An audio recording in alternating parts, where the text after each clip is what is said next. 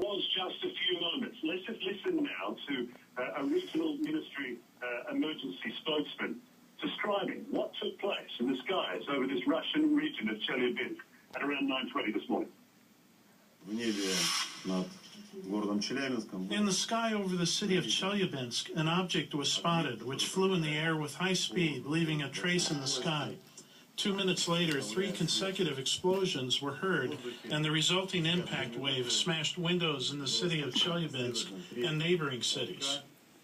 So Roscosmos, the Russian space agency, has estimated that this one large meteor was traveling at around 30 kilometers a second as it struck the Earth's atmosphere. It is at that point that it is believed to have broken up, fracturing into smaller pieces, triggering these sonic booms and shock waves across the area, which have not resulted in any major substantial or structural damage to buildings, but hundreds have had their windows blown out, and as a result, that has in turn injured hundreds of people, but mostly, so far, not seriously. The extraordinary thing is, Peter, that this all took place, as I say, in just a few months.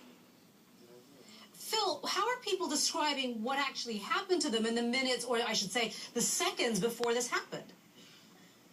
Well, the videos that's emerging from this region this morning gives a very strong indication, and a lot of it seems to have actually caught the actual moment that either the large meteor or fragments from it were actually tearing through the Earth's atmosphere. And from this video, we can see the streaks of something like smoke from the friction caused by this large piece of rock as it enters the atmosphere. We hear the explosion that follows a few moments later, and then the sound of broken glass almost everywhere. There is no doubt that this was a terrifying experience for these people, completely caught unprepared by this. It was around 9:20 this morning, local time, as I say, around the time that most people are at work, going to work, at school, driving, living their normal early morning lives, when this took place completely without any sort of warning. We do know that there is a large asteroid on a near-Earth trajectory that is due to pass reasonably close to the Earth, but that's still some hours away.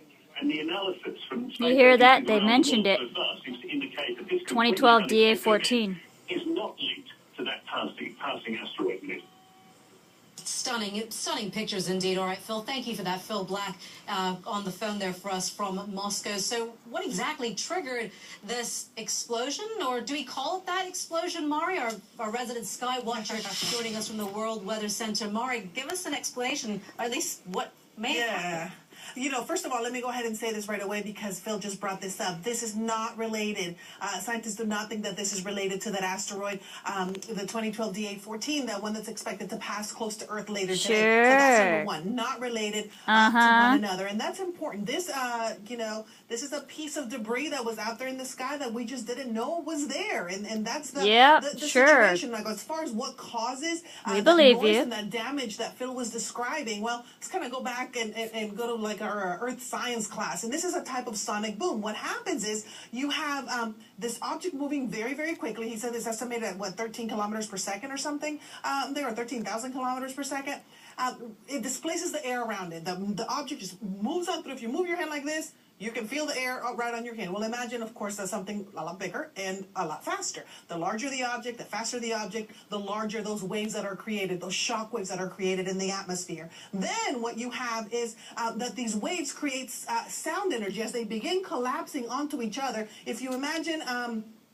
you know, we talk about tsunamis, how the waves kind of catch up to each other, or a boat, where a boat goes through the water, and then first the waves are kind of separate, but then they all catch up to each other. Well, as that happens in the atmosphere with these very fast-moving objects, they create what we hear, and that's sound energy. That's what we heard. That sound energy, not only is it very loud, it sounds like an explosion, and sometimes you can have secondary explosions that people can hear, and depends how close or how far away you are from what happens. But that energy can actually shatter windows, damage buildings, and that is precisely the kind of damage that we're talking about right now. Isolated incident? It looks that way, but it is definitely very scary for people. Back to you.